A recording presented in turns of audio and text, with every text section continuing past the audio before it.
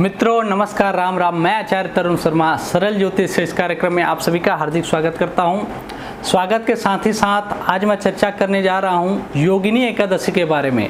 कहते हैं कि 88,000 ब्राह्मणों को भोजन कराने का जो फल मिलता है वह इस एकादशी के व्रत को एक दिन रखने से मिल जाता है।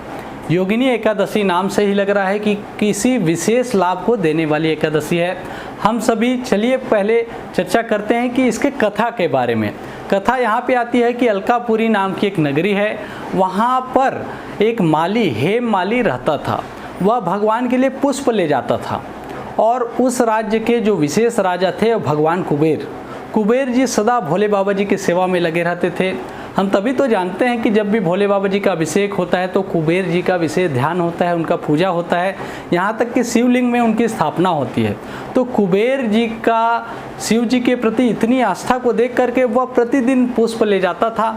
अब गुरु आज्ञा से अर्थात कुबेर जी की आज्ञा से वह पुष्प ले जाता था, लेकिन एक दिन जैसे ही वह पुष्प ले जा रहा था उसको लगा कि मैं थोड़ा सा घर की ओर से आ जाता हूँ। आज तो मैंने बहुत ज़्यादा ही पुष्प चुने हैं तो मैं थोड़ा सा आराम कर लेता हूँ। इसी भाव से जैसे ही वह कुबेर जी की आज्ञा को माना तो लेकिन घर की ओर चले गया। जैसे ही घर गया तो घर जाते ही अपनी स्त्री को देख करके वह मोहित हो गया और भगवान की लीला कहे या उस व्यक्ति की दृश्यता कि वह अपने राजा की आज्ञा को अवहेलना करके वहीं रहने लग गया। और घर में जैसे ही वह था तो धीरे धीरे समय इतना बीतते गया उसको पता ही नहीं चला, उसको आलस्य ने घेर लिया। कुछ समय के बाद कुबेर ने अपने सैनिकों को भेजा। सैनिक वहां पहुंचे तो उसने उनका भी निरादर कर दिया और इसी निरादर के भाव को जैसे ही कुबेर जी ने सुना तो उन्होंने उसको श्राप दे दिया कि अब तुमको कोढ़ का रोग होगा और इस रोग से तुम तब तक नहीं हट सकते जब तक तुम इस दोष को दूर नहीं कर लोगे। बहुत ज़्यादा विनती करने के बाद हेम माली को कुबेर जी ने बताया कि आप मार्कंडेय ऋषि के पास जाइए और उन ऋषि के पास जा करके आप भगवान से विनती करिए कि हे भोले बाबा, आपने मार्कंडेय ऋषि जी की जैसे रक्षा की थी वैसे ही मेरी भी रक्षा करिए। और मार्कंडेय ऋषि जी की शरण में वह गया। जैसे ही वह शरण में गया उसने अपनी पूरी बातों को बताया कि मैंने किस दोष के कारण इस रूप को प्राप्त किया है। मार्कंडेय ऋषि जी बताते हैं कि आप योगिनी एकादशी को करिए। इस एक एकादशी व्रत को जो आषाढ़ मास में होता है निर्जला एकादशी के बाद आता है, इस व्रत को आप 10वीं से ही प्रारंभ कर दीजिए और एकादशी तिथि भर भगवान का नाम लीजिए। और विशेष करके भगवान को चंदन अगर आप लगाते हैं, गोपाल जी को सर्वांग चंदन अगर आप लगाते हैं, साथ ही साथ आप आषाढ़ मास में भगवान जी को तुलसी अगर समर्पित करते हैं तो आपको योगिनी एकादशी का पूरा फल मिलता है। आप इस व्रत को करते हैं और इस व्रत के अनंतर द्वादशी तिथि के दिन अगर आप ब्राह्मण को विशेष करके कुछ भी शेर सीधा जिसमें अन्न आदि रहे, जो ब्राह्मण भोजन करके तृप्त हो सके, ऐसे चीज़ों को अगर आप देते हैं तो बोला जाता है आप नियम से अगर पूजा को किए हैं, भगवान का नाम लिए हैं तो विशेष करके आपको लाभ मिलेगा। और योगिनी एकादशी का फल आप सभी जानते ही हैं कि 88,000 ब्राह्मणों को भोजन कराने का फल मिलता है। साथ ही साथ विशेष करके देवी देवताओं की कृपा आपको विशेष मिलती ही मिलती है।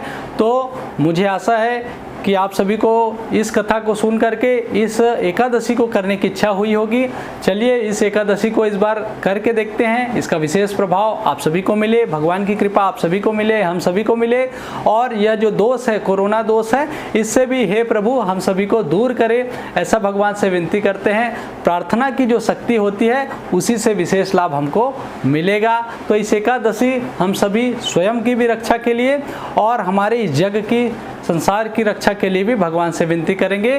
तो प्रेम से बोलिए श्रीमन्नारायण, भगवान भोलेनाथ की जय। ऐसा करके आप एकादशी व्रत को पूर्ण कर सकते हैं। हर एकादशी के अंत में हर कोई पूछता है कि क्या खा सकते हैं, तो मैं छोटा चर्चा ये करना चाहूँगा कि एकादशी के अंतिम में हमको विशेष करके गर्म चीज़ें खानी चाहिए और ये द्वादशी के दिन किया जाता है। एकादशी के दिन फलाहार या उस तिथि में विशेष करके अन्न आहार को नहीं लिया जाता है, मीठी चीज़ें खाई जाती हैं। और यहाँ तक कि प्रयास करना चाहिए कि अपने जीभ के हिसाब से ना हो करके फलाहार या सात्विक आहार हमको करना चाहिए। लहसुन प्याज को तो छूना भी नहीं चाहिए।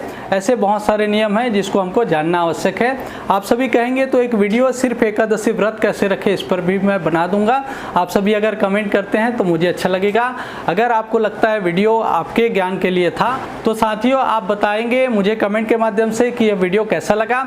अगर वीडियो अच्छा लगा होगा तो मुझे लाइक करें, शेयर करें, सब्सक्राइब करें, साथ ही साथ चैनल के साथ जुड़े रहें। कुछ अन्य वीडियो मैंने पुराने बनाए हैं उसको भी आप देख सकते हैं। साथ ही साथ मेरे आने वाले वीडियो को देखने के लिए ऑल बटन अवश्य टाइप कर सकते हैं। साथ ही साथ इस वीडियो को देख करके आप भगवान का नाम लिख सकते हैं। आज के लिए आप सभी को मेरा सादर नमस्कार। राम राम, जय सिया राम।